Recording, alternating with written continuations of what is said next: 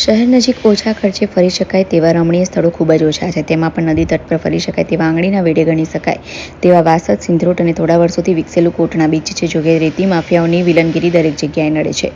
કોટણામાં રેતી ખનન બેફામ રીતે કરવાના કારણે બીચ ઉપર ફરવા આવનારા નિર્દોષો ક્યારેક ડૂબી જતા મૃત્યુ નીપજ્યા હોવાના પણ બનાવ બન્યા છે. તેવી રીતે તેની વચ્ચે રેતી ખનનના સાચા સમાચાર દર્શાવવા માટે એક રિપોર્ટર અને વિડીયોગ્રાફર કોટણા બીચ પર ગયા હતા. ત્યારે કોઈના બાપથી ન ડરતા રેતી માફિયાઓએ તેમની ઉપર જીવલેણ હુમલો કર્યો હતો. તેના કારણે બંને પત્રકાર હાલ ગોત્રી GMARS હોસ્પિટલમાં સારવાર હેઠળ છે.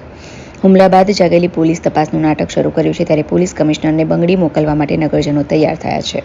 નજીકના દિવસોમાં કેટલાક રેતી માફિયાઓ જેલ ભેગા થાય છે અને કેટલાક દિવસમાં પાછા છૂટે છે તે તો હવે આવનાર સમય જ બતાવશે.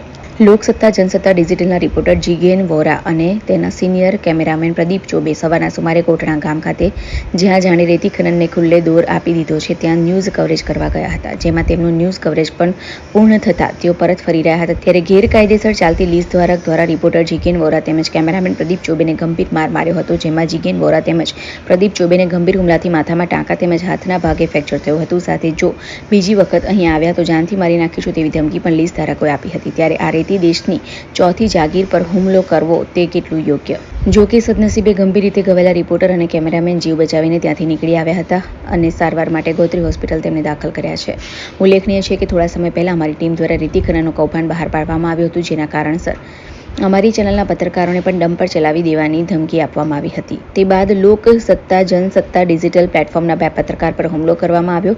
ખનનના માફિયાને કોઈ પણ બીક નથી, તે ફોર્મ રીતે ખનન કરી રહ્યા છે. શું ખાણ ખનીજ વિભાગને જાણ નથી? શું ડમ્પર ભરાઈને નીકળે છે ત્યારે સ્થાનિક પોલીસ સ્ટેશનના નજરે પણ નથી ચડતા કે ટ્રાફિક પોલીસના નજરે પણ નથી ચડતા? આ ઓવરલોડ ભરેલા ડમ્પરના કારણે કેટલાક લોકોએ જાન ગુમાવી છે અને આખાના કારણે કેટલાક લોકો નદીના પર ડૂબી જવાના મોત પણ નીપજ્યું છે. આવા સંજોગોમાં તંત્રની બેદરકારી દેખાઈ આવે છે.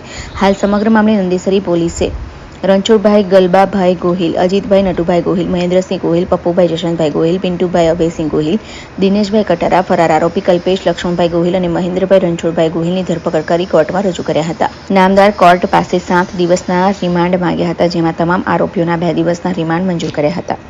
આરોપીઓ વિરુદ્ધ હત્યાની કોશિશનો ગુનો નોંધાયો છે. હવે સવાલ એ થાય છે કે આરોપીઓ પકડાયા છે, તેમને કડક સજા થશે કે જામીન પર છૂટી બીજા પત્રકારો પર હુમલો કરવા ફરી તૈયાર રહેશે? તે તો હવે આવનાર સમય જ બતાવશે.